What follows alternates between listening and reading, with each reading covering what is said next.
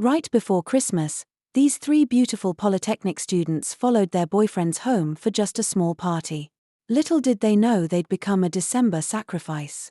This is a great lesson for young girls of nowadays. Here's what happened. It was a quiet morning as usual. Mema Inkim woke early, her heart heavy like a stone in a river. She knelt on her mat and began to pray, her voice rising like the morning crow calling her children to join her. Inkim, too, come and pray. Inkim, her beautiful daughter who was in her final year in the Polytechnic, knelt by her side. After the prayers, Mema Inkim turned to her. Her voice was sharp and firm, like a mother hen protecting her chicks. Inkim, listen to me. Don't follow anybody out today, no matter what, she said, her eyes as wide as the morning sky. But Mama, I don't. Inkim began to speak, but Mama Inkim cut her off. Don't argue with me, you hear me? Don't follow anybody out today. If they like, let them beg you or promise you heaven and earth, say no. Mema Inkim repeated the warning again and again, her voice rising like a drumbeat in the village square. Inkim nodded her head, moving like a lizard on a hot rock. I won't, Mema, she promised, but her mind was already elsewhere. The morning chores were done, and Inkim dressed in her neat clothes. She tied her scarf carefully, waved her mother goodbye, and walked out into the bright day. Her steps were quick and light, like a bird hopping to freedom. At school, Inkim met her two best friends, Isi and Adkidi. They stood out like peacocks in a flock of hens, dressed as if they were going to a grand festival. Isi wore a bright dress, while Adkidi's skirt sparkled like the stars. Inkim, you're looking fresh this morning, Isi said, laughing. Yes, fresh like morning dew, Adkidi added, her smile as wide as the river. The three friends stood together, laughing and talking, unaware that the day was about to take a turn darker than the bottom of a clay pot. Have you heard? Isi said, her eyes sparkling like sunlight on water. Classes have been cancelled until next year. Ah, so my transport fare today was wasted, Inkim sighed, shaking her head. Don't mind them, Adkidi said with a grin. But don't worry, we won't let the day go to waste. Inkim's brow furrowed. What do you mean? We're going to a party, Isi announced, her hands clapping together with excitement. A small one, nothing serious. Come with us, Inkim.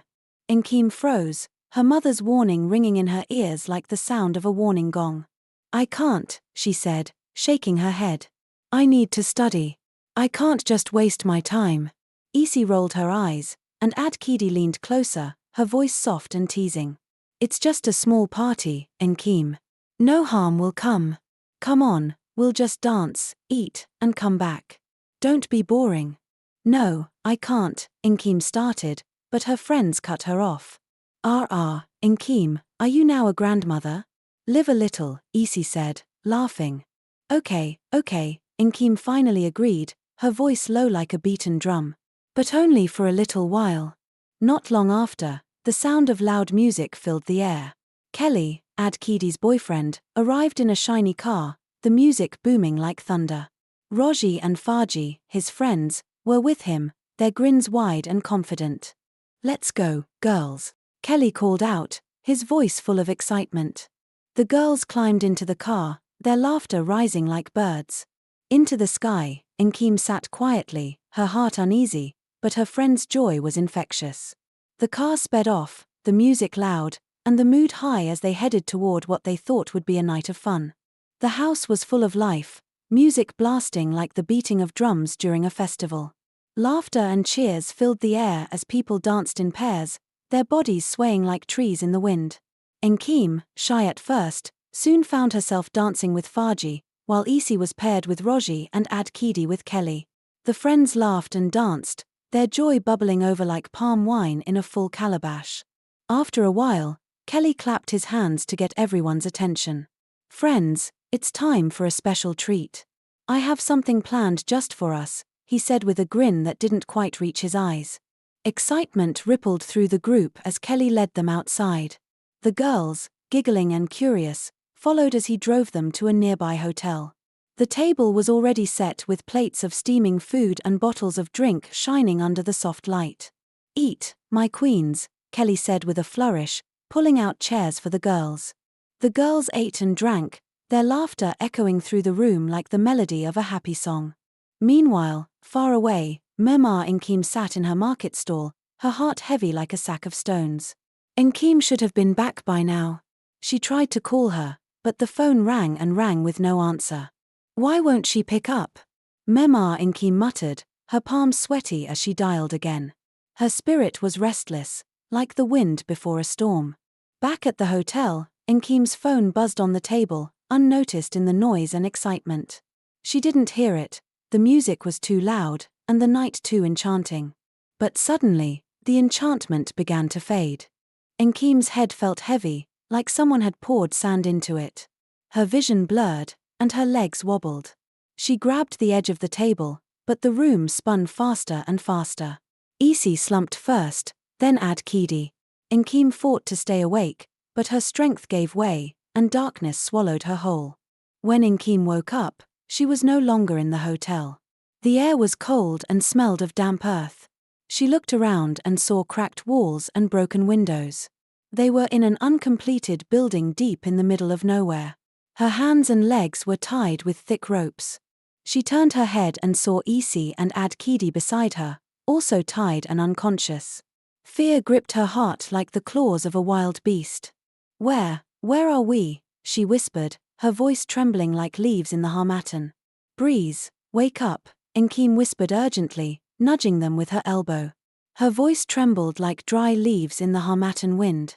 The girls stirred slowly, their eyes wide with fear as they took in their surroundings.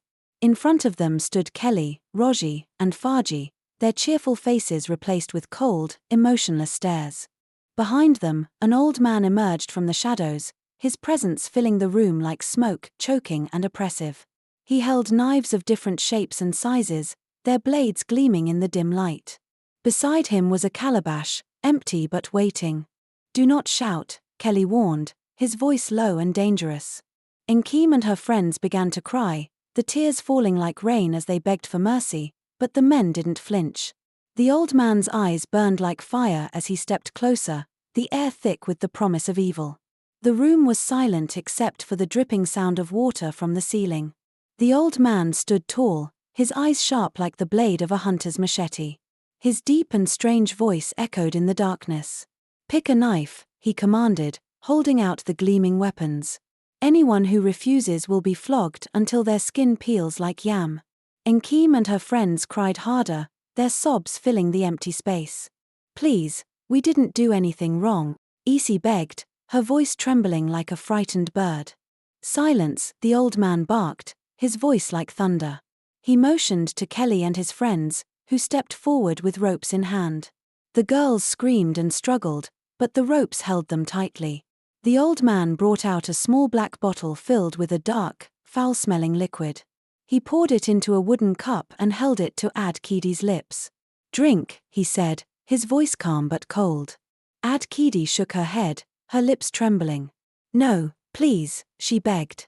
Kelly grabbed her head, forcing the liquid into her mouth. She swallowed, her body shaking as tears streamed down her face. Moments later, Ad-Kidi's body stiffened, her eyes wide with fear. She fell to the ground, lifeless. The old man stepped forward, raising a sharp knife. With one swift motion, he cut off her head. Blood poured into the calabash like a river as Kelly and his friends chanted strange words, their voices blending with the old man's. Nkim screamed, her cries piercing the air like a broken flute. "No, no," she shouted, her body twisting in the ropes. "Next," the old man said, turning his eyes to Nkim. They forced the wooden cup to her lips, but Nkim fought with all her strength. The bitter liquid burned her throat, but as it reached her stomach, she vomited it out again. Again and again, they made her drink, and each time she retched, her body rejecting the poison. "She is strong," the old man muttered, his brows furrowing. He turned to Isi, who was too weak to fight. She drank the potion with trembling hands, her body collapsing moments later. The old man wasted no time, raising his knife and cutting off her head. Blood filled the calabash once more, the red liquid reflecting the flickering light of a candle. Nkim's heart shattered like a broken pot. Her tears fell endlessly as she watched her friends die before her eyes. "Why did I come here?" she whispered to herself, her voice choked with regret. "Force her again," the old man commanded. Kelly and Farji held Nkeem down, pouring more of the liquid into her mouth. But no matter how much they gave her, she vomited it all out, her body refusing to give in. The old man finally stepped back, his face hard like a rock. "She cannot be killed," he declared, his voice heavy with anger. "She will be made useless instead. Let her live as a shell of herself." Nkeem's body was weak from the beating, her tears mixing with the dirt on her face. She sat in the darkness, her soul crushed as the old man prepared for the next stage of his ritual. Meanwhile, the market was bustling with life, but Mama Nkeem couldn't shake the unease in her chest. Her hands trembled as she arranged yams on her wooden table. She wiped the sweat from her forehead and picked up her phone again. "Nkeem, pick up," she whispered, dialing her daughter's number for the 10th time.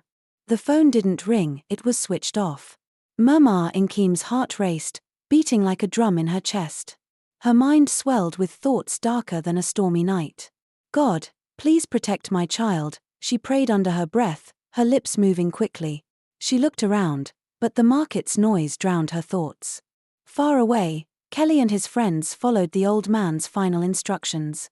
Nkeem, barely alive, was dumped out of the car onto the roadside opposite the market. Her clothes were torn, her body bruised, and her skin smeared with blood. She lay motionless, like a rag doll discarded in the dirt. The car drove off at a very high speed. A market woman was the first to see her. She screamed, dropping the basket of tomatoes she was carrying. "Ah! Somebody come and see. They just dumped her." People rushed to the scene, their voices rising like a swarm of bees. "Who is she? What happened to her?" they shouted, their faces filled with fear. Mama Nkeem's stall was close to the roadside. She heard the commotion and ran toward the crowd, her feet moving faster than they ever had before. When she saw the girl lying there, her knees buckled, and she let out a wail that pierced the heavens. "Nkeem, my child." Nkeem opened her eyes weakly, her voice faint like a whisper carried away by the wind. "Mama," she managed to say before collapsing into Mama Nkeem's arms. Mama Nkeem's tears flowed freely as she cradled her daughter. Her once bright Nkeem was now a shadow of herself, her body battered, her spirit broken. Without wasting a moment, Mama Nkeem lifted her daughter, her strength fueled by desperation. Make way, she shouted, pushing through the crowd. She carried Nkeem straight to the prophet's house, her mind racing with prayers. "God, don't let my child die. Please, don't let this be the end," she whispered, her voice trembling as she approached the prophet's door. The prophet, a man with a long beard and eyes that seemed to see beyond the physical, opened the door before she could knock. "Bring her in," he said softly, his tone calm but firm. "Here's your story," with added punctuation. Serious Mama Nkeem laid Nkeem on the mat, her hands shaking as she explained what had happened. The prophet nodded, his eyes scanning the fragile girl before him. "This is not an ordinary battle," he said, his voice heavy. "But with prayer, she will live." Moba knelt beside her daughter, her hands clasped tightly. "Do whatever you can, prophet. Save my child." Her voice broke with emotion as tears streamed down her face. Outside, the crowd murmured, their whispers spreading the story of the blooded girl found by the road. The market, that was once alive with laughter and trade, was now hushed with fear. Meanwhile, something even more terrible had happened somewhere else. After dumping Nkeem, the car roared down the dust road, music blaring as Danny and his friends laughed like hyenas after a feast. "This December will be the best ever," Danny shouted, gripping the steering wheel with pride. Roger leaned back in the seat, a grin plastered on his face. "We'll have everything we've ever dreamed of, riches, power, everything," Farji added, nodding as he sipped from a bottle. But their celebration didn't last long. Just 3 minutes from the market, the car sped around a bend, and out of nowhere, a massive truck loomed in front of them like a wall of doom. The crash was sudden and brutal, like thunder striking the earth. The car crumpled like paper, its music silenced forever. Roger died on the spot, his body lifeless in the wreckage. Danny screamed in pain as blood poured from his legs, now crushed beyond saving. One of his eyes was gone, leaving his face disfigured. Farji groaned, his arm severed, hanging limply as he cried out in agony. News of the accident spread through the town like wildfire. Whispers turned to shouts as people connected the dots. "It's them," someone said. "The boys who dumped that girl at the market. Their evil deeds have caught up with them," another muttered, shaking his head. Back at the prophet's house, Nkem lay on a mat, her breathing steady but weak. Memar Nkem sat beside her, watching as the prophet prayed and placed herbs on her wounds. Slowly, Nkem's eyes opened, and she began to speak in a broken voice, like a bird with a wounded wing. "They killed them," she whispered, tears rolling down her cheeks. "Isi and Adkidi, they cut off their heads. I should have listened to you, Memar." Memar Nkem's heart broke as she listened to her daughter's harrowing tale. The prophet placed a hand on Nkem's forehead and spoke softly, "Her recovery will be slow, but she will live. The scars of the soul may never fade, but she is strong." The town buzzed with the story of the crash and Nkem's survival. People spoke of divine justice, of how evil can never escape punishment. The police came quickly, dragging Danny and Farji out of the wrecked car, broken and battered. They were taken to the hospital before being thrown into prison. Their dreams of wealth had turned to ashes. Danny sat in his cell, his legs gone and his single eye staring at the wall. Farji clutched the stump where his arm used to be, his head bowed in regret. "Why did we do it, Kelly?" he muttered. "We should have stayed poor." The once proud boys now faced a life of misery, having destroyed everything. At the prophet's house, Nkem recovered slowly. She could no longer walk without help, and her voice was faint, like a shadow of its former self. The prophet told Memar Nkem, "Your daughter will live, but she will carry these scars for the rest of her life. Let her story be a lesson." Moba wept, holding her daughter close. "At least you are alive," she whispered. The town learned from Nkem's tragedy. Parents warned their children to listen and avoid temptations. Young girls vowed to be more cautious, their laughter now tinged with the memory of Nkem's tale. The December that began with joy ended in sorrow. Isi and Adkidi were gone, Danny and Farji were ruined, and Nkem would never be the same. Her story became a warning that echoed through the town: be careful who you follow home. I hope you enjoyed the story. If so, please like the video, comment what you learned from the tale, and don't forget to subscribe to the channel for more enchanting tales just like this one. Thank you.